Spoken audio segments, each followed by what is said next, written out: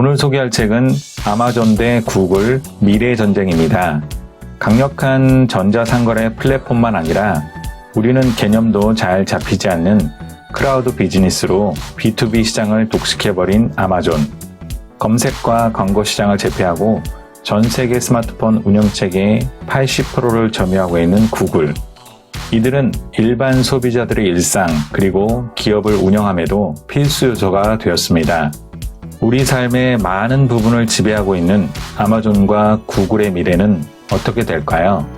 이 책을 통해 살펴보겠습니다. 아마존의 제프 베이조스는 중간 유통 사업자를 집중적으로 공략합니다. 서비스 공급자와 소비자를 바로 연결해 비용을 낮추고 서비스 만족도를 높이는 전략입니다. 아마존은 이를 가장 잘 해내는 기업입니다. 새로 창립할 헬스케어 시스템에서도 중간 유통 과정을 생략하고 비효율적인 비용을 절감하는 데 집중할 것으로 보입니다. 아마존 헬스케어는 환자의 집으로 의약품을 배달하는 프로그램을 개발하고 있습니다. 아마존이 개발하는 의료품 집배송 서비스는 아직까지는 처방전 없이 구입할 수 있는 의약품에 해당됩니다. 주기적으로 의약품을 소비해야 하는 소비자의 불편을 해소하는 기본적인 니즈를 공략할 것입니다.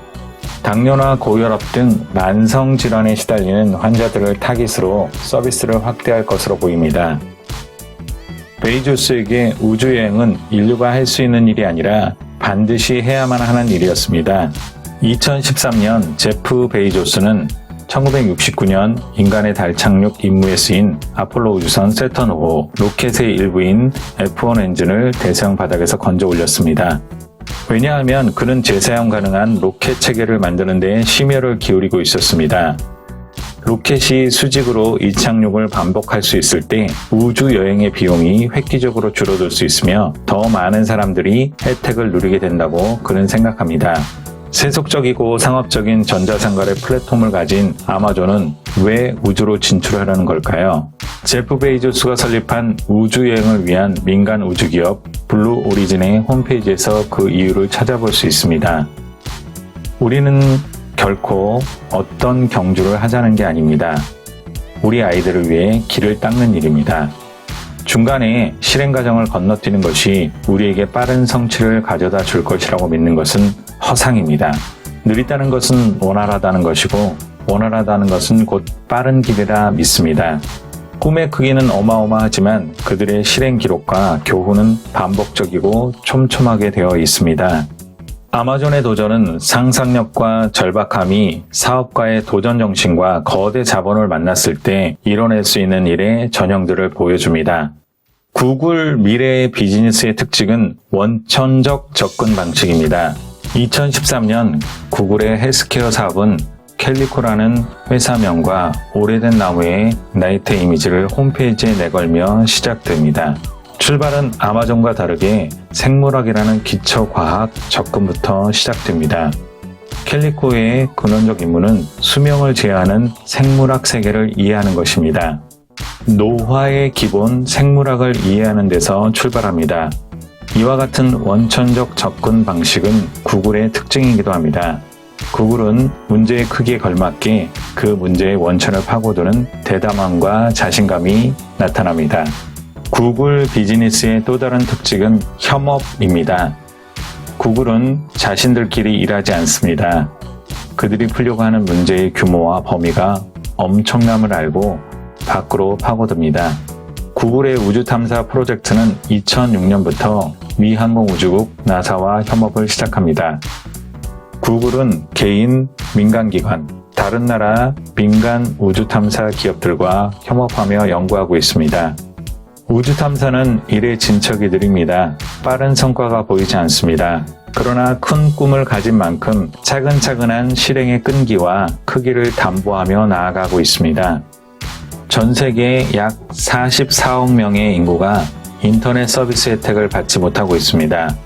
지상의 휴대전화 기지국의 힘이 닿지 않는 곳에 있기 때문입니다. 구글의 프로젝트 루는 헬륨 풍선을 통해 하늘에서 인터넷 서비스를 위한 빔을 내려보내는 방식으로 이 문제를 해결하려고 합니다. 구글은 커다란 풍선을 헬륨의 힘을 빌려 지금까지 수백 개의 하늘로 날려보냈습니다. 그렇다면 구글은 왜 이렇게 박애주의자로 보일 정도의 큰 프로젝트를 실행하고 있을까요? 구글은 전 세계 온라인 광고 시장에서 엄청난 지배력을 갖고 있습니다. 그러나 구글은 오히려 위기의식을 느끼고 있습니다.